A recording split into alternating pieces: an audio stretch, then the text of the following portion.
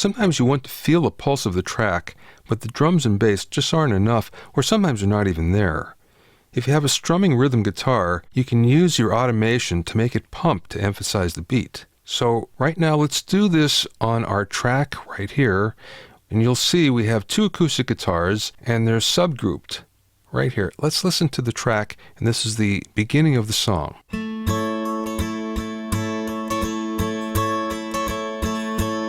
A special day to celebrate your life is here, a special day that happens only once. And we can make this a little more exciting by pumping the rhythm guitar to the beat. Now what I'm going to do first is I'm going to zoom in so you can see it. So again, we're going to look at this track right here. This is the subgroup, and it has both of the rhythm guitars, both of the acoustic guitars. So again, the first thing we're going to do is go to Touch Automation, and what that means, once again, is whenever we touch the fader, the automation is going to write. As soon as we stop touching the fader, the automation will stop writing. So here we go.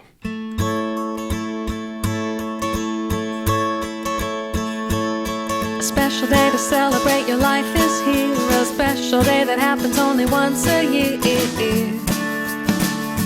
Happy birthday, you deserve the best today and all year long. Let's get the party started as we sing this song.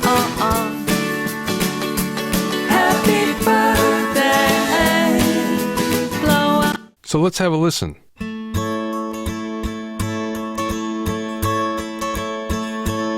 A special day to celebrate your life is here, a special day that happens only once a year.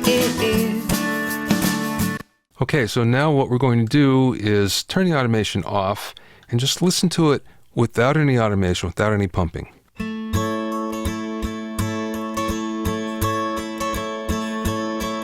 Now let's listen with the pumping rhythm guitar.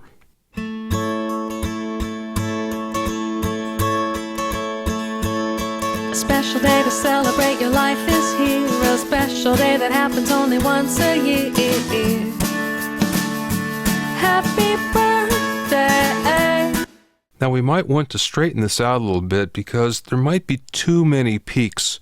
In other words, we may be pushing it up too high in certain places, and we might want to level that off. So again, it might be good to go back and to just try it 2 or 3 times, but you get the feel where it all of a sudden lifts the track up a little bit. You don't have to do this much, and again, it's okay if you don't do it the same amount every time. Actually, random is good because it sounds more like the player playing.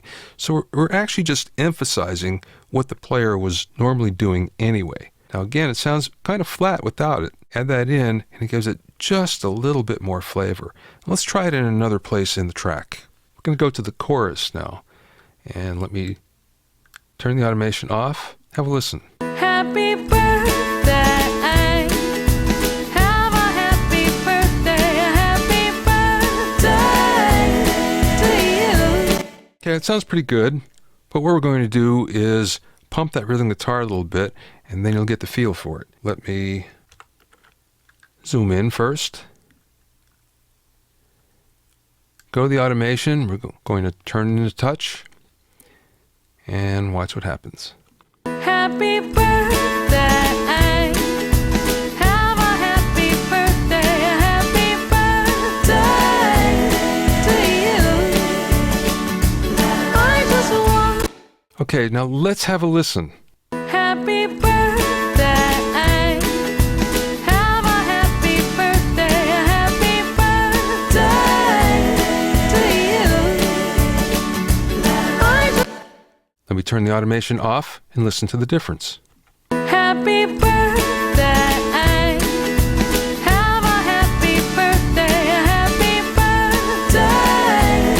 to you. It sounds okay, but it's a little flat, and especially here we don't have a big pulse in the song, so this is the way we're adding it. We're adding it with automation. Let's listen one more time. Put it into auto read. Have a listen. Happy birthday, have a happy birthday, to you. Now, one of the things about this is you can try it with other tracks, so you can have several tracks breathing at the same time. What might happen if you do that is you'll find there are some clashes because you won't be able to do it identically all the time. So what you'll find in those cases is they'll clash against one another. You'll have different pulses, slightly different pulses, almost like flams.